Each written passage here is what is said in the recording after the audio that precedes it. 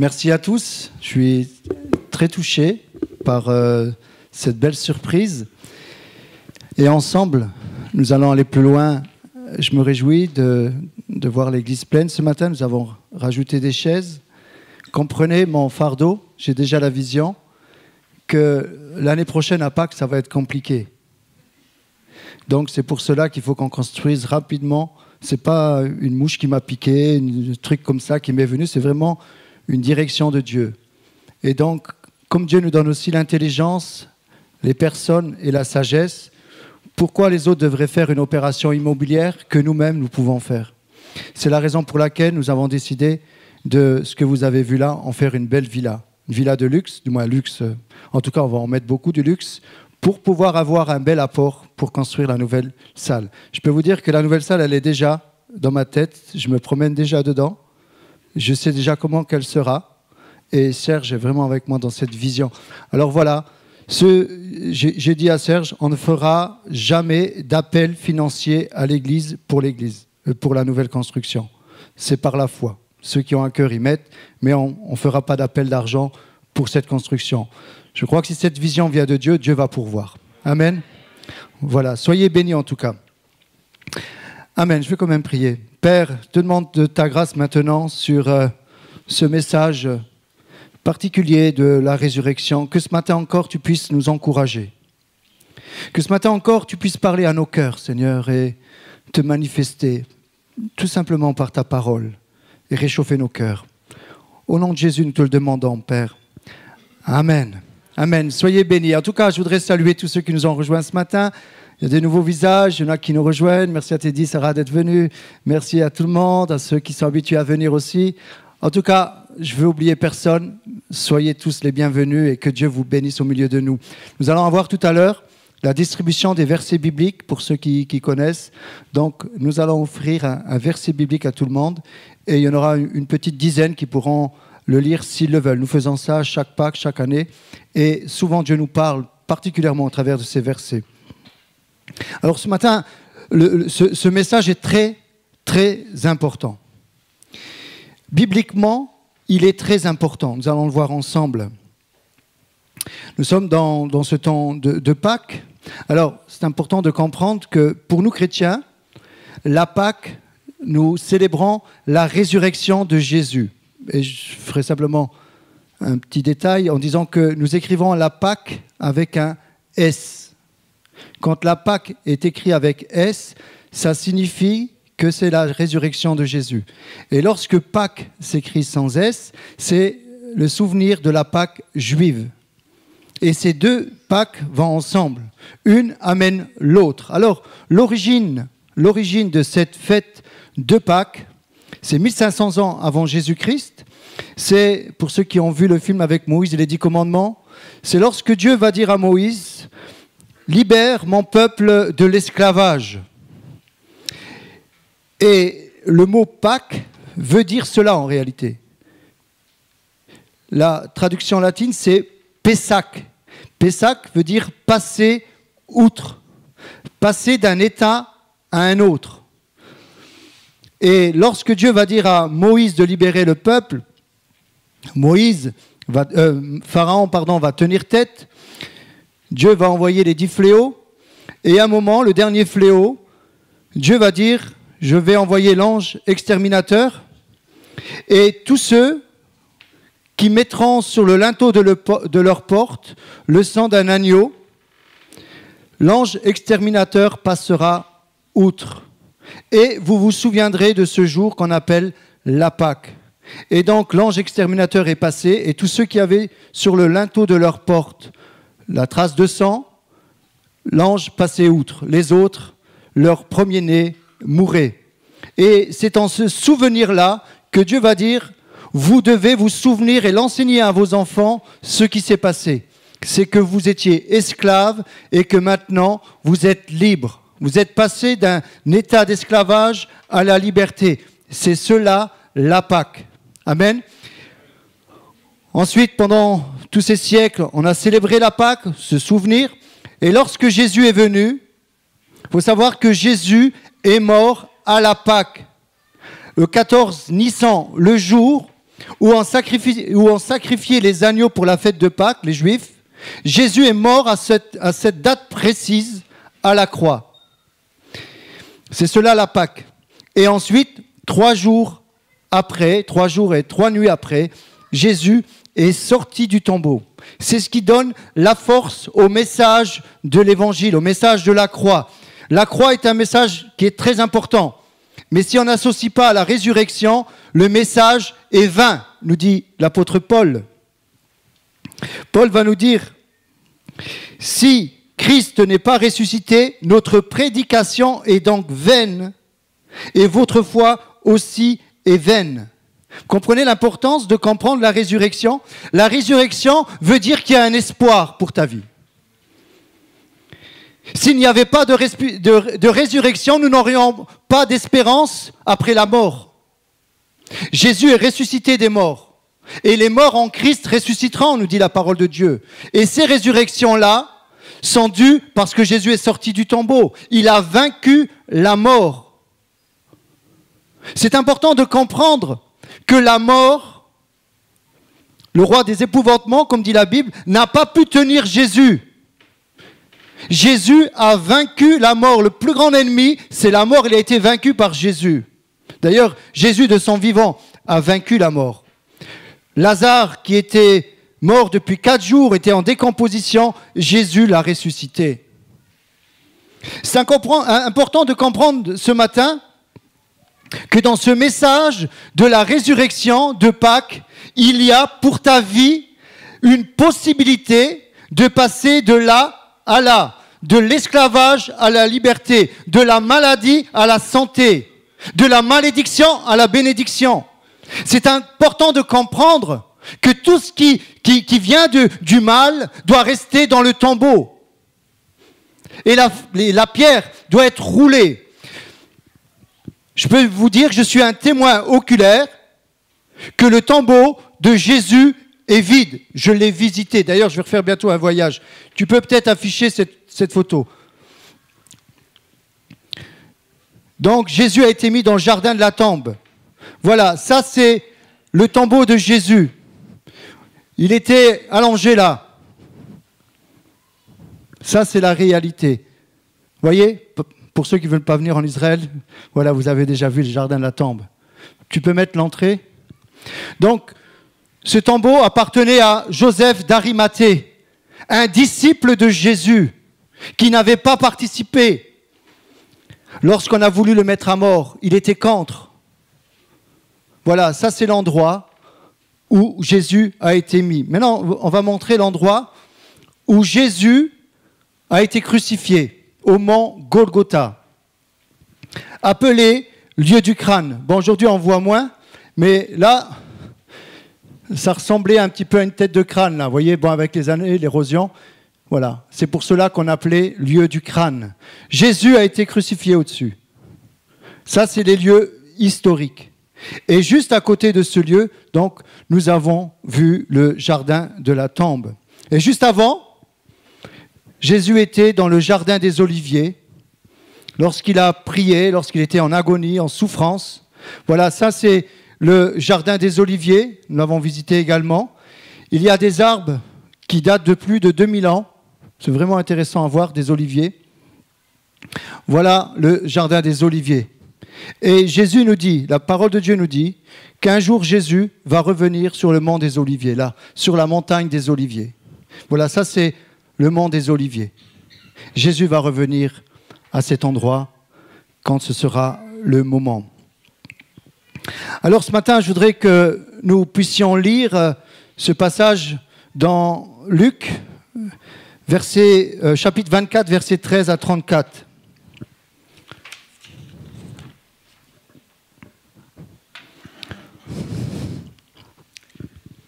Et voici, ce même jour, 2 disciples allaient à un village nommé Emmaüs, éloigné de Jérusalem de 60 stades. Et ils s'entretenaient de tout ce qui s'était passé. Pendant qu'ils parlaient et discutaient, Jésus s'approcha et fit route avec eux. Mais leurs yeux étaient empêchés de le reconnaître. Il leur dit « De quoi vous entretenez-vous en marchant ? pour que vous soyez tout tristes. L'un d'eux, nommé Cléopas, lui répondit, « Es-tu le seul qui, séjournant à Jérusalem, ne sache pas ce qui est arrivé ces jours-ci » ? « Quoi » leur dit-il.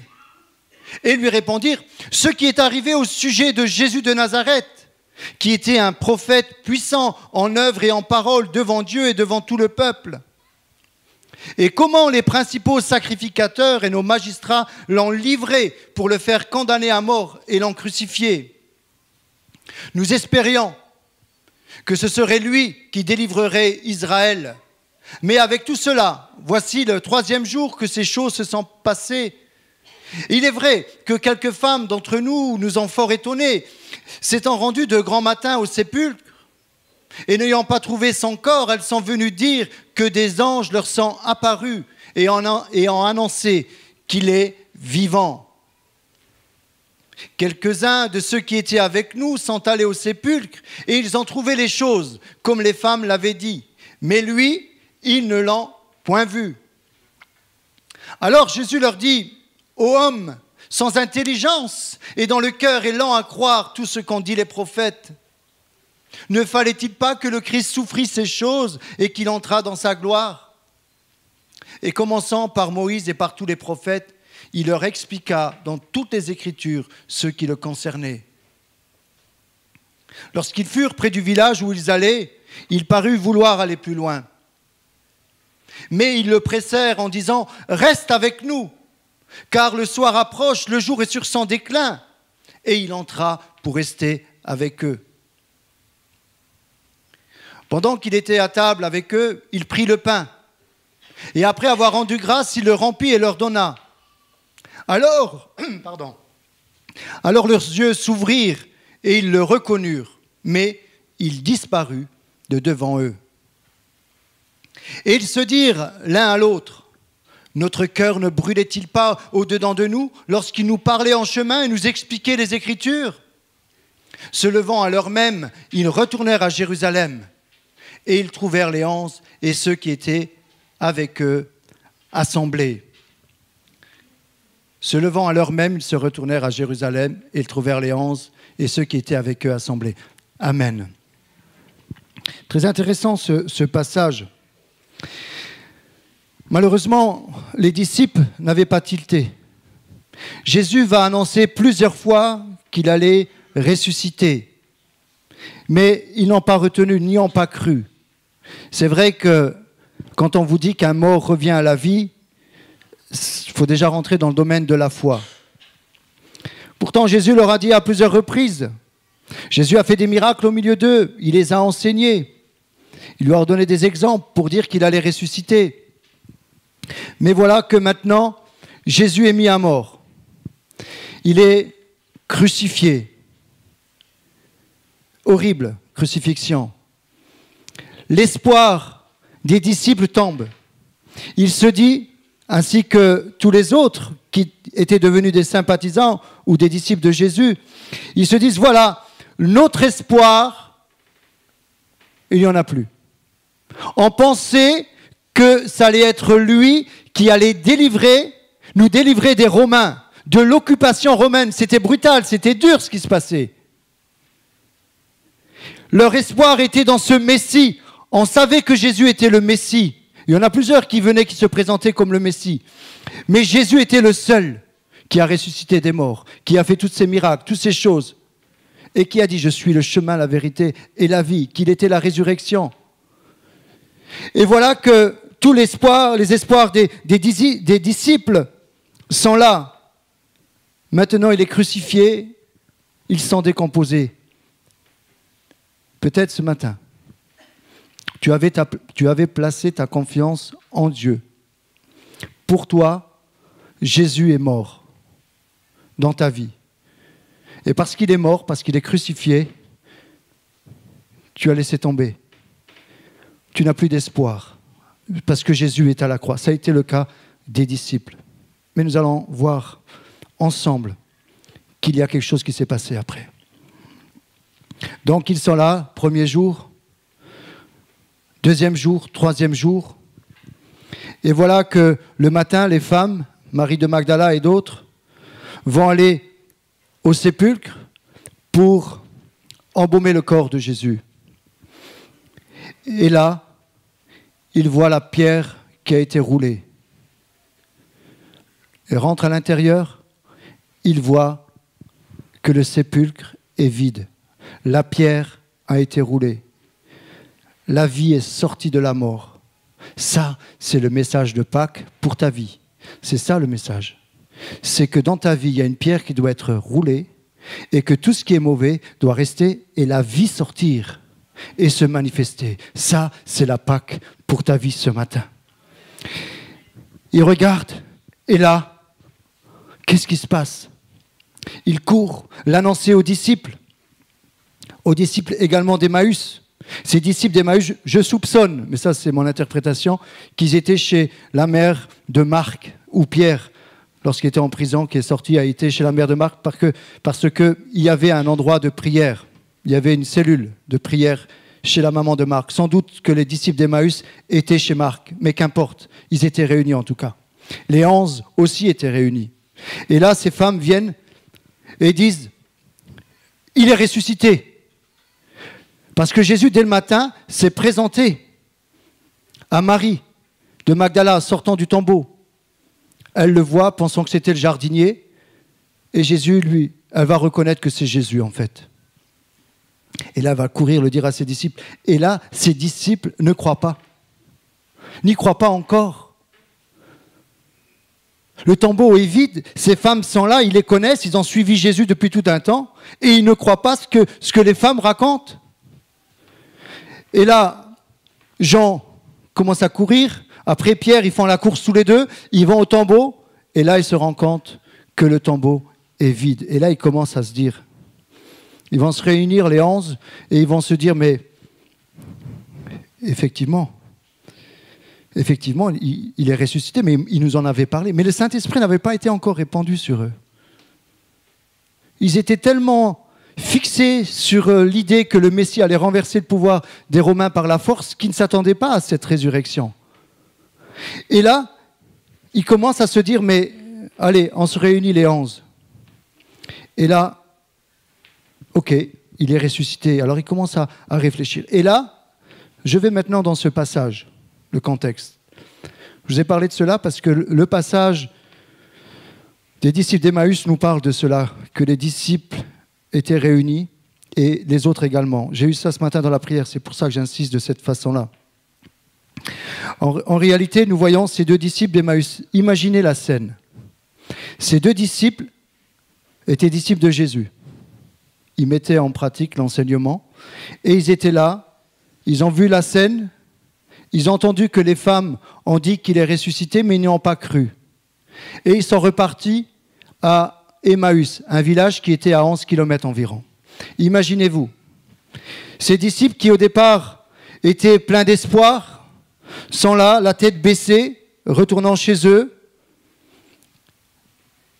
dans la tristesse, leur espoir se sent évanoui, fini, je ne crois plus en Dieu.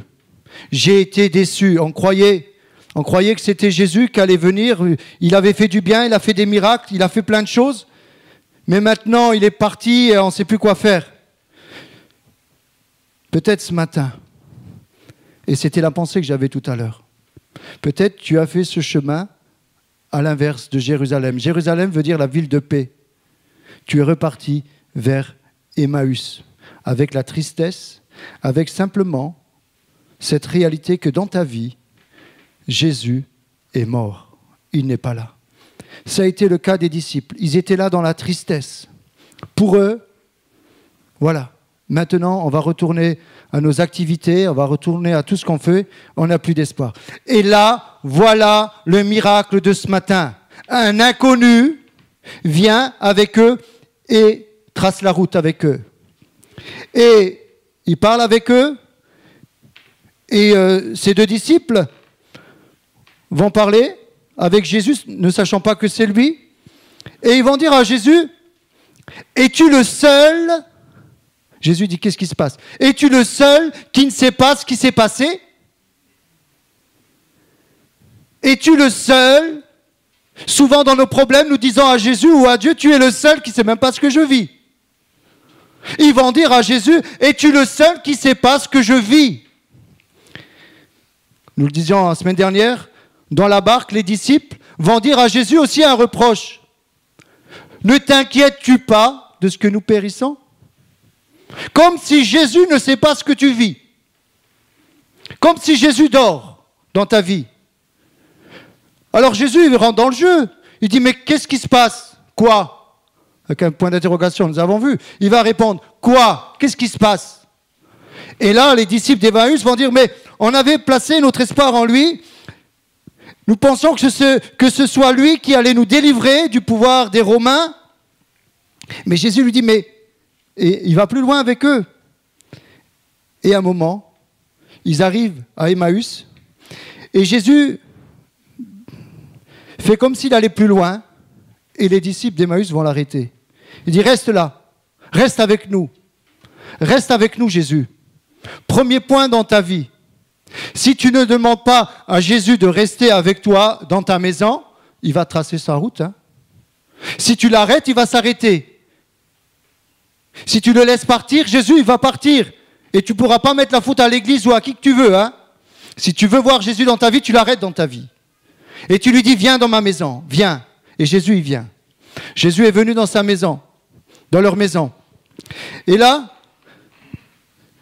Jésus va leur expliquer les Écritures en parlant des prophètes, en parlant de tous ceux qui parlent de Jésus. Parce que toute la Bible, tout l'Ancien Testament vont dans la direction de Jésus. Comme l'agneau pascal, c'était l'ombre des choses à venir. Ça a annoncé que Jésus allait venir sur la croix. Lorsque vous lisez la parole de Dieu, toute l'ancienne alliance nous parle de la nouvelle alliance qui va venir. Nous parle qu'un jour Jésus va venir, va mourir et va ressusciter des morts. Et Jésus va expliquer aux disciples d'Emmaüs, mais vous ne comprenez pas? Homme sans intelligence et dans le cœur et lent à croire tout ce qu'ont dit les prophètes. Jésus les reprend en disant, mais qu'est-ce que vous voulez? Mais vous ne comprenez pas ma parole, elle est simple pourtant. Jésus est la vérité, Jésus est le garant de ses promesses pour ta vie. Et voilà qu'à un moment, ils prennent le pain, et lorsqu'ils prennent le pain, qui rappelle le sacrifice de Jésus, leurs yeux s'ouvrent, révélation. Et là, Jésus disparaît.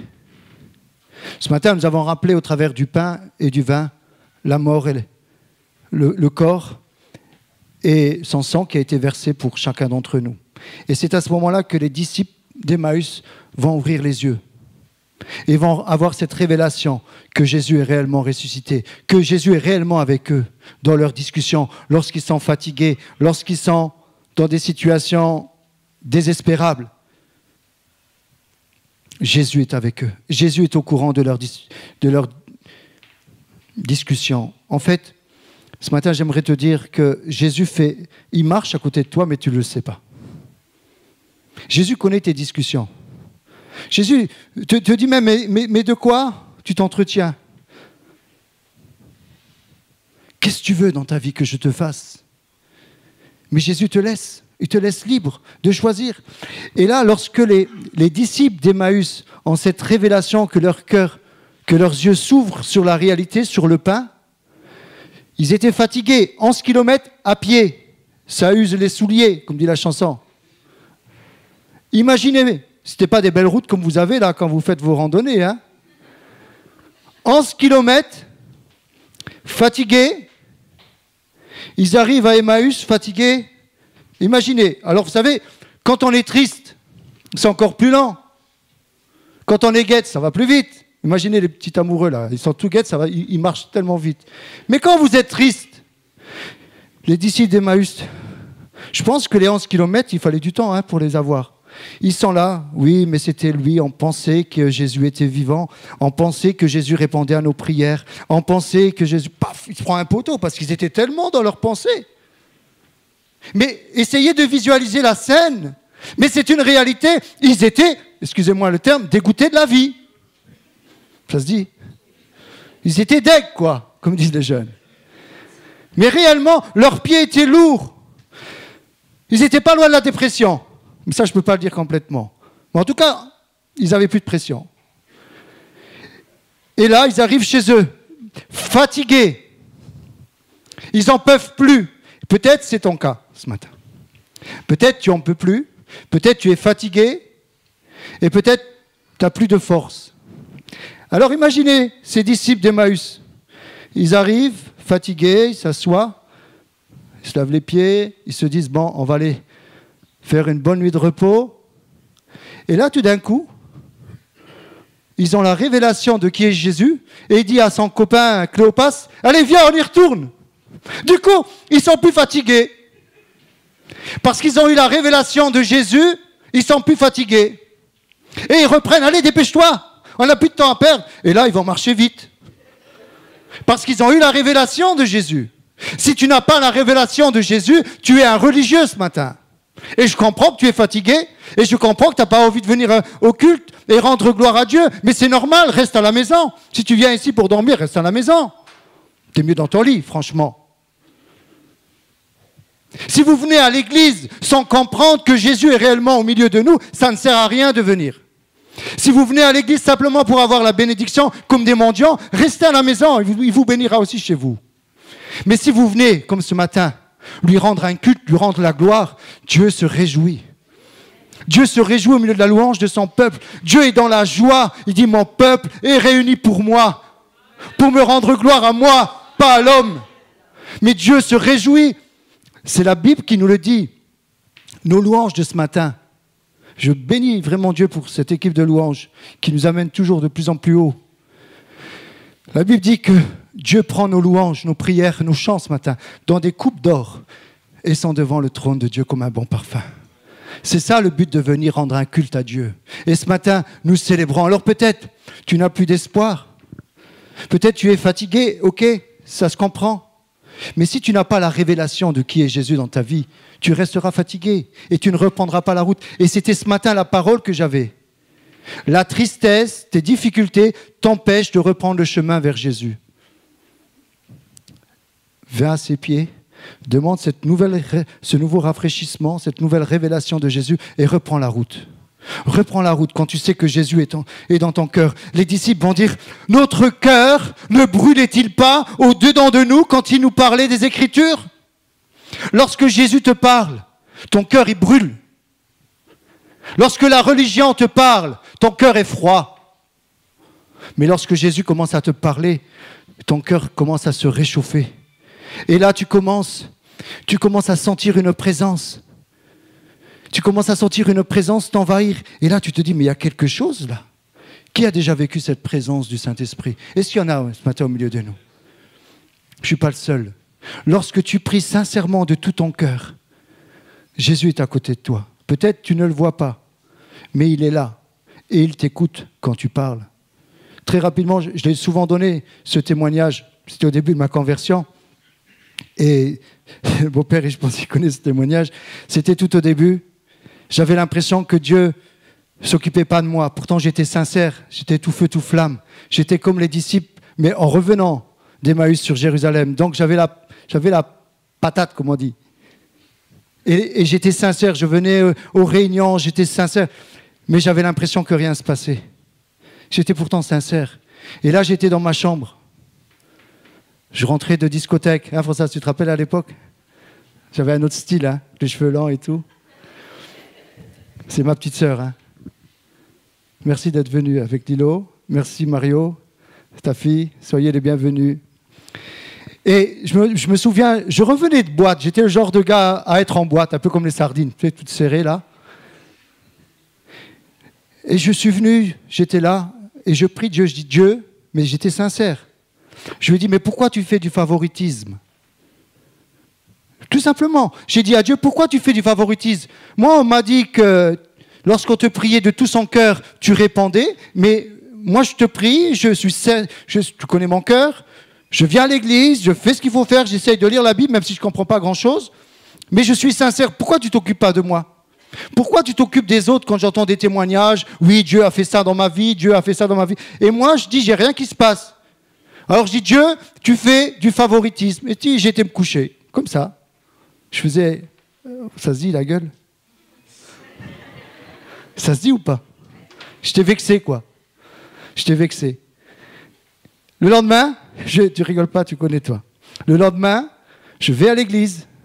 Personne n'avait entendu ma prière, ni le pasteur. Et la première fois que le pasteur commençait un culte comme ça, d'habitude il met toujours préambule, puis tout ça, là, l'introduction. Et là il commence. Dieu ne fait pas de favoritisme. Alors comme je me suis dit peut-être c'était pas pour moi. Il a répété une deuxième fois. Dieu ne fait pas de favoritisme. Et à ce moment-là, je vous assure, la présence de Dieu est venue sur moi, le Saint-Esprit, et j'en menais pas large. Dieu était en train de me dire, mais je t'ai entendu quand tu as prié hier soir. Mais je ne fais pas de favoritisme, c'est toi qui ne comprends pas. Et après, je ne peux plus vous dire ce qu'il m'a dit. Hein. Mais dans les grandes lignes, c'est ce qui était. Dieu m'avait dit, m'a fait comprendre qu'en réalité, il a toujours été à mes côtés. Et quand j'ai prié que ça n'allait pas, il avait entendu mes prières. Dieu entend toujours tes prières, comme il a entendu ces deux disciples d'Emmaüs. De quoi vous vous entretenez en chemin? Jésus va leur poser la question, quoi? Jésus les provoque. Jésus te provoque ce matin. Jésus te provoque ce matin. C'est quoi ta prière où tu penses que Dieu ne t'exauce pas? C'est quoi ta prière? Jésus te provoque ce matin. Si tu es sincère, si tu parles de tout ton cœur, Dieu va se révéler à toi parce que Dieu ne fait pas de favoritisme. Dieu est amour. Nous sommes tous aimés de Dieu particulièrement. Dieu a un plan pour chacune de nos vies. Maintenant, si tu veux rouler la pierre, il va sortir. Si tu veux laisser la pierre fermée dans ta vie, il va rester à l'intérieur et tu passeras à côté. Tu pourras retourner à Emmaüs et même plus loin, dans la tristesse. Ce matin, est-ce que tu décides? Les femmes, en venant au tombeau, vont dire, mais qui nous roulera la pierre? Peut-être, tu te dis, mais qui va me donner la solution dans ma vie? Qui va rouler la pierre de ma situation dans ma vie? J'aimerais te dire ce matin, ce n'est pas un homme qui va te la rouler la pierre. L'homme, il va te rouler plutôt. Celui qui va rouler la pierre, c'est les anges de Dieu. C'est la puissance de Dieu. Elle est trop lourde, cette pierre, pour toi. Ne cherche pas. Moi, je cherche à boire. Mais sérieusement, il y a une pierre dans ta vie. Ne cherche pas à la rouler toi-même. Elle est trop lourde. Jésus va dire, venez à moi. Vous tous qui êtes fatigués, chargés, je vous donnerai du repos. Venez à moi, venez à Jésus. Jésus, ce matin, écoute bien, il a la solution pour ta vie. Ose croire. Ose croire. Mais tu as un acte de foi. Cet acte de foi, c'est de dire, Seigneur, qui me roulera la pierre? Je veux que tu sortes de cette mort dans ma vie. Je veux que tu te réveilles. Je veux que la vie sorte. Si tu fais cette prière, et nous allons la faire, je vous invite à vous recueillir. Je voulais venir là. J'abrège ce message, parce que nous allons faire aussi la distribution des versets. Mais je voudrais quand même faire un appel ce matin, à cause de cette parole que j'ai eue ce matin dans la prière. Et je voudrais ce matin vous encourager. Je vous invite à vous tous vous tenir debout.